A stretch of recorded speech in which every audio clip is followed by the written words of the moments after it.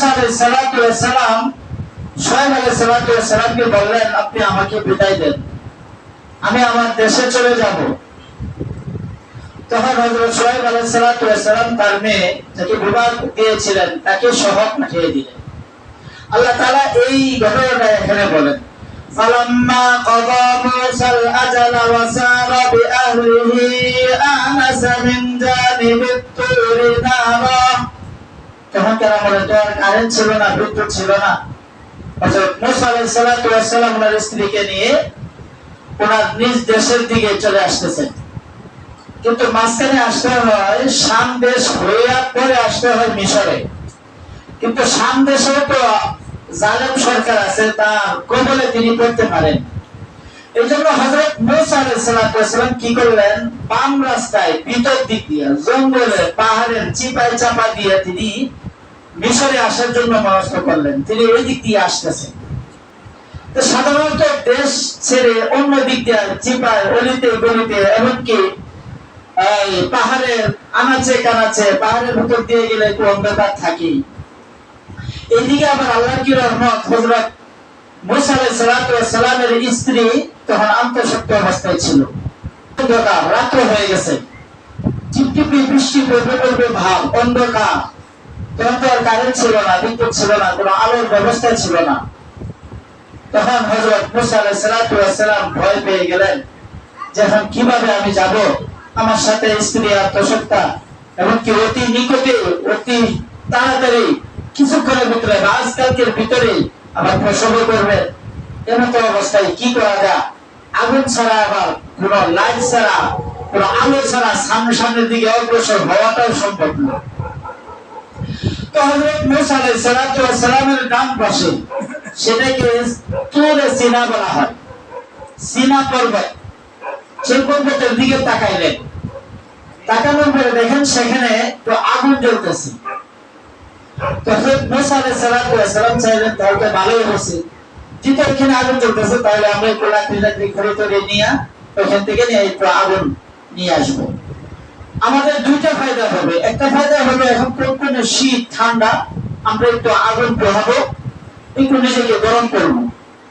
দ্বিতীয়ত হলো এই আগুন দিয়ে আবার আমরা লাকড়ির মধ্যে জ্বালাইয়া সামনের দিকে অগ্রসর হতে থাকবো।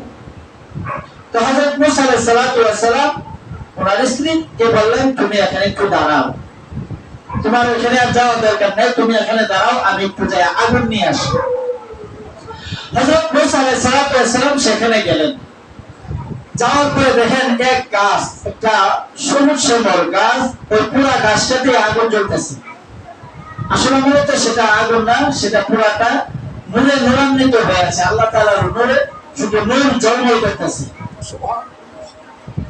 হযরত মুসা আলাইহিস সালাতু ওয়াস সালাম গিয়ে আগুনটা ধরতে চাইলেন, আশেপাশে তো কেউ নাই। আগুনটা যায় ধরতে চান, গাছ পিছনের দিকে চলে যায়।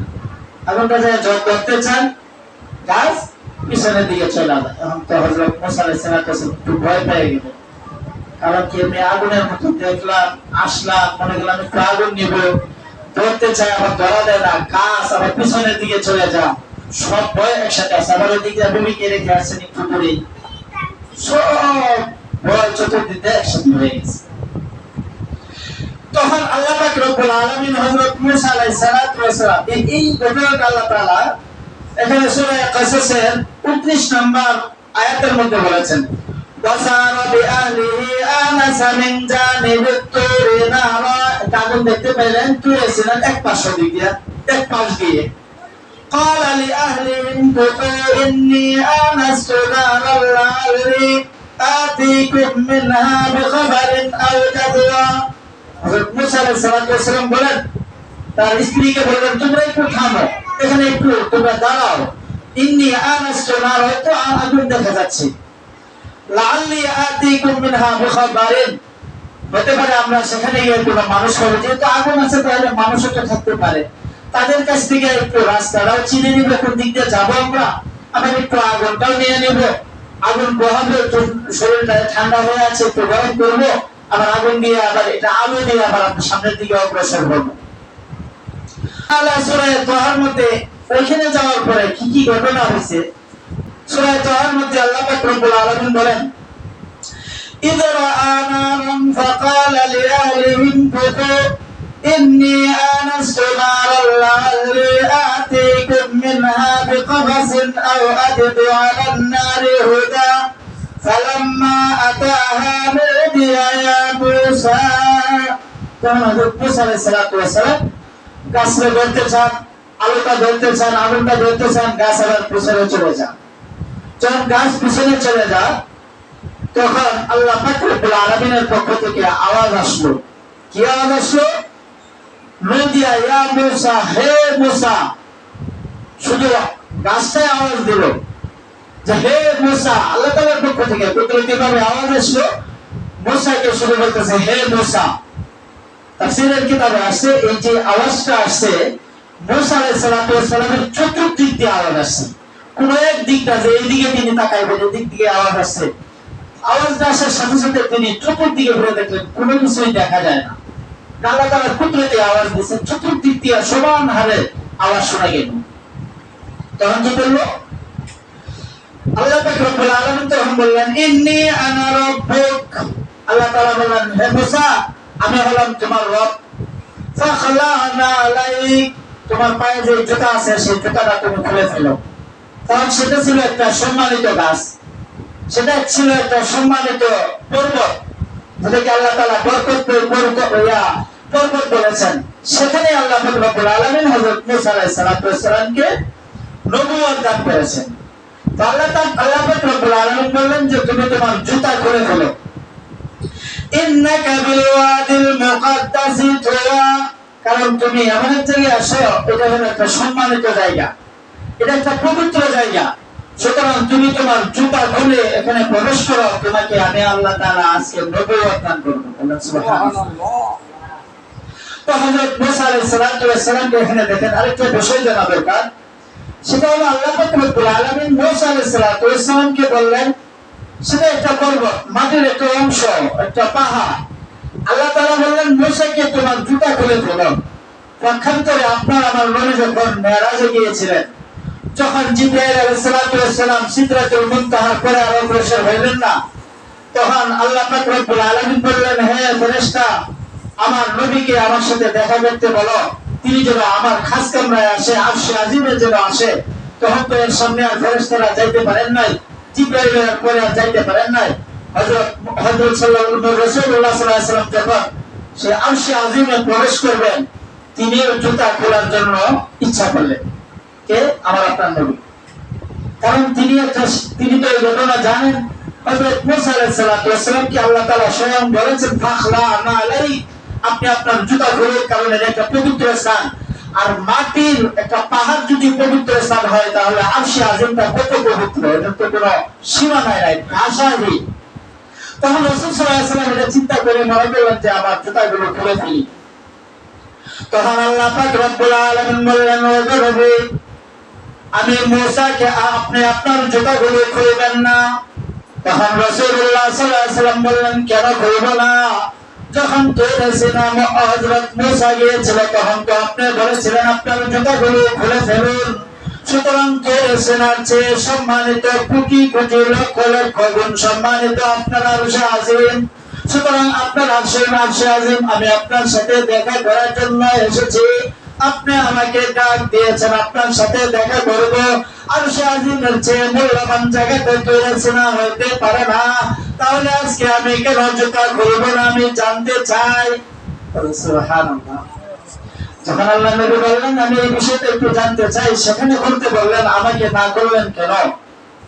তখন আল্লাহ পাক রব্বুল আলামিন বললেন হে মুহাম্মদ, আমি তো হযরত মুসাকে জুতা খুলতে বলেছিলাম এই জন্য যে তুরে সিনা যে বরকতময় একটা জায়গা, সেই জায়গার মাটি ধুলা বালি মুসা আলাইহিস সালামের পায়ে লাগার কারণে মুসা আলাইহিস সালামকে আমি সম্মানিত করেছি, এই জন্য আমি তাকে জুতা খুলতে বলেছিলাম। আর এখানে আপনার পায়ের নিচে যে জুতা আছে, সেই জুতা যে ধুলাবালি লেগে আছে, এই ধুলাবালি আরশে আজিম লাগার কারণে আমার আরশে আজিম সম্মানিত হয়ে যায়। সুবহানাল্লাহ সুবহানাল্লাহ। তাহলে কি কত আসমান জমিন পার্থক্য আমার আপনার নবী এবং অন্যান্য নবীদের মর্যাদার তুলনায়। এই জন্য আল্লাহ পাক রব্বুল আলামিন বললেন ফাখলা আপনি আপনার জুতা খুলে ফেলুন, এটা একটা সম্মানিত জায়গায় চলে আসছেন। তখন আল্লাহ তাআলা বললেন ওয়ানা আখতারতুকা ফাসতামি' লিমা ইউহা। আল্লাহ তাআলা বললেন হে মুসা, আমি তো তোমার কাছে ওহী দিতে চাইতেছি, আমি তোমাকে নবুয়ত দিতে চাইতেছি। এই মুহূর্তে হযরত মুসা আলাইহিস সালাম যখন শ্বশুর বাড়ি থেকে আসেন, তখন শ্বশুর বাড়ি থেকে উপঢৌকন হিসেবে হযরত শুআয়ব আলাইহিস সালাম কিছু মাল সামানও দিয়েছেন, পাশে একটা লাঠিও দিয়ে দিয়েছেন। কি দিয়ে দিয়েছিলেন? লাঠি। আমরা সবাই জানি মুসা আলাইহিস সালামের লাঠির ঘটনা, কম ভাবে সবাই জানে। তাফসীরের কিতাবে আছে লাঠি কোথা থেকে আসলো। কোন কোন কিতাবে পাওয়া যায়, তাফসীরের কিতাবে পাওয়া যায় হযরত আদম আলাইহিস সালামকে সৃষ্টি করার পরে যখন জান্নাতে দিয়েছিলেন, জান্নাত থেকে একটা লাঠি আল্লাহ পাক রব্বুল আলামিন আদমকে দিয়েছিলেন। সেই লাঠি এক আদমের পরে যে নবী হয়েছেন ওনার কাছে দিয়েছেন, উনি যে নবী ছিলেন পরে যে নবী ছিল ওই নবীর কাছে দিয়েছিলেন। এইভাবে হযরত শুআয়ব আলাইহিস সালাম পেয়েছিলেন, তারপরে মুসা আলাইহিস সালাম পেয়েছেন। এর মধ্যখানে অন্য কারো হাতে এই লাঠি যায় না, শুধু নবীদের হাতেই ছিল। সুবহানাল্লাহ। যখন হযরত মুসা আলাইহিস সালামের কাছে হযরত শুআয়ব আলাইহিস সালাম লাঠিটা দিয়ে দিলেন, কিন্তু লাঠির মধ্যে কি কারিশমা আছে মুসা জানে না। তখন আল্লাহ পাক রব্বুল আলামিন তুর সিনায় যখন গিয়েছিলেন, মুসা আলাইহিস সালাম তিনি অনেক বিচলিত হয়ে আছেন। এই মুহূর্তে আল্লাহ পাক রব্বুল আলামিন বললেন হে মুসা, তুমি তোমার হাতের লাঠিটা ফেলে দাও। দেখেন, যেখানে আপনি ভয় পেতেছেন, সাথে একটা লাঠি আর কিছুই নাই, চতুর্দিকে শুধু অন্ধকার, এখন যদি বলা হয় লাঠিটা তুমি ফালাইয়া দাও, তাহলে ভয় পারবে না আর করবে না? পারবে না। মুসা আলাইহিস সালাম টেনশনে পড়ে গেলেন। তিনি তো আল্লাহর হুকুম মানবেন, কিন্তু তিনি টেনশনে পড়ে গেলেন। কি ব্যাপার, আমি এমনি ভয় পেতেছি, আমার স্ত্রীকে রেখে আসছি, আশেপাশে কেউ নাই, সব অন্ধকার। যাও, গাছ একটা পাইলাম, গাছে আগুন জ্বলতেছে, আগুনের জন্য আসলাম, আয়া দেখি এটা আগুন না, ধরতেও পারি না, গাছ যা পিছনে। আল্লাহ বলতেছে আমি তোমার রব, জুতা খুলো। এই মুহূর্তে একটা বিচলিত হয়ে আছে। তো হযরত মুসা আলাইহিস সালামকে আল্লাহ তাআলা বললেন যে তুমি তোমার লাঠিটা ফেলে দাও। মুসা আলাইহিস সালাম আল্লাহর হুকুম পালনার্থে লাঠিটা ফেলে দিলেন। ফেলে দেওয়ার সাথে সাথে ওই লাঠিটা আবার সাপ হয়ে গেল। না, সুবহানাল্লাহ। লাঠিটা সাপ হয়ে গেল। এখন দেখেন ভয় কয়টা যাচ্ছে একসাথে। দিছেন লাঠি ফেলাইতে, আল্লাহ তাআলা বললেন লাঠি ফেলাইতে, লাঠি ফেলাইছেন, এখন লাঠি আমার সাপ হয়ে গেল। এখন তো উনি আরো ভয় পাইছেন। ভয় পাওয়ার পরে হযরত মুসা আলাইহিস সালাম কি করলেন, ওই যখন আমি তিলাওয়াত করেছিলাম 20 নম্বর পারা থেকে, ওটার মধ্যে আল্লাহ পাক রব্বুল আলামিন বলেছেন, আল্লাহ তাআলা কি বললেন, ওয়া আন্না আলকি আসাক, হে মুসা আপনি আপনার লাঠি ফেলায়া দেন। ফালাম্মা রাআহা তাহতাযু কান্নাহা জান্নু ওয়াল্লা মুদবিরান ওয়া লাম ইউআকিব। আল্লাহ তাআলা বলেন হযরত মুসা আলাইহিস সালাম লাঠিটা ফেলায়া দিলেন, সেটা হয়ে গেল সাপ। শুধু সাপ, জেনতেন সাপ না। তাফসীরের কিতাবে আছে অজগর সাপের মতো এমন বিষাক্ত এমন বড় সাপ হলো, সাপ হয়ে গেছে সেই লাঠিটা। এবং সাধারণত এত মোটা এত লম্বা সাপ হয় না, আর এত লম্বা এত মোটা সাপ এত দ্রুত চলতেও পারে না। কিন্তু মুসা আলাইহিস সালামের লাঠি ফেলানোর পরে অজগর সাপের মতো বড় সাপ হয়ে গেল এবং দ্রুতগামী হয়ে চলতে লাগলো। মুসা আলাইহিস সালাম আরো ভয় পেলেন, এত মোটা সাপ এত দ্রুতগামী কেন চলে। তখন আল্লাহ তাআলা বললেন, এই অবস্থা দেখে হযরত মুসা আলাইহিস সালাম ভয় পেলেন। ভয় পেয়ে তিনি দৌড় দিতে লাগলেন, অন্যদিকে পিছপা হয়ে গেলেন। তখন আল্লাহ তাআলা বললেন ওয়াল্লা মুদবিরান ওয়া লাম ইউআকিব। তখন আল্লাহ তাআলা বললেন হে মুসা আপনি ওইদিকে পলায়ন করেন না, আপনি পলায়ন করেন না, ভেগে যাবেন না, আপনি এদিকে আসেন, সামনের দিকে আসেন, আপনি সাপের দিকে আসেন। তখন তিনি আরো ভয় পেয়ে গেলেন, আরো বললেন সাপের বদস, সাপের দিকে আসতে যদি সাপ খেয়ে ফেলে। মুসা আলাইহিস সালামের আরো ভয় পেয়ে গেলেন। তখন আল্লাহ তাআলা বলেন ইয়া মুসা কবির ওয়ালা তাখাফ, হে মুসা আপনি সাপের কাছে আসো, আপনি ভয় পাবেন না। ইন্নাকা মিনাল আমিনিন, আপনি অবশ্যই নিরাপত্তায় থাকিবেন, কারণ এই সাপ আপনাকে কোনো দংশন করতে পারবে না। তখন আল্লাহ পাক রব্বুল আলামিন যখন লাঠিটা তিনি আর ধরতে চাইলেন না, সাপটা ধরতে চাইলেন না, তখন আল্লাহ পাক রব্বুল আলামিন বললেন হে নবী আপনি আপনার লাঠিটা ধরুন, কারণ আমি আল্লাহ, যে আল্লাহ লাঠিকে সাপ বানাইতে পারি, আর সেই সাপকে আপনি যদি ধরেন, ধরার সাথে সাথে আবার লাঠি বানাইতে পারবো। সুবহানাল্লাহ। তখন মুসা আলাইহিস সালাতু ওয়াস সালাম সাহস করে সাপটাকে ধরে ফেললেন, ধরার সাথে সাথে আবার আগের মতো লাঠি হয়ে গেল। সুবহানাল্লাহ। আল্লাহ পাক রব্বুল আলামিন বললেন, ওমা তিলকা বিয়ামিনিকা ইয়া মুসা। হঠাৎ করে তখন আল্লাহ তাআলা বললেন, হে মুসা, তোমার হাতে কি? মুসা আলাইহিস সালাতু ওয়াস সালাম তো খুশি হয়ে গেলেন। আল্লাহ তাআলা অনেকক্ষণ যাবত ওনার সাথে কথা বলেন না, এখন যেহেতু কথা বলছেন, তাহলে উত্তর শুধু লাঠি বলে দিব না, আর অনেকগুলো উত্তর দিয়া আল্লাহর সাথে আমার যেন কানেকশন হয়ে যায়, আল্লাহর সাথে আমার কথাবার্তা বেশি হয়, এমন একটা প্রত্যয় অবলম্বন করব। তখন মুসা আলাইহিস সালাতু ওয়াস সালাম, আল্লাহ তাআলা বললেন, তোমার হাতে কি? মুসা আলাইহিস সালাতু ওয়াস সালাম ওনার উত্তর হলো শুধু যে আমার হাতে কি? লাঠি। হয়তো লাঠি হাতে, তা আমার হাতে লাঠি, উত্তর হলে বাস উত্তর হয়ে গেল।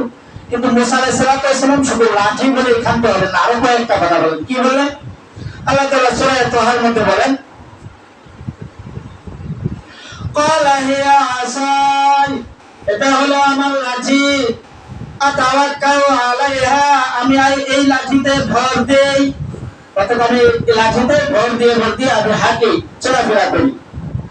ওয়া উশু বিহা আলা গনামি, এবং শুধু বলতে তা নয়, আমি ছাগল চড়াইতে গেলে এই লাঠি দিয়া পাতা পেরে খাওয়াই, অর্থাৎ এই লাঠি দিয়ে আবার পাতা পেরে ছাগলদেরকেও খাওয়াই। ওয়ালিয়া ফিহা মাআরিবু উখরা, আর আমি শুধু এই কাজগুলোই করি না, আমি অনেক কাজ করি এই লাঠি দিয়া।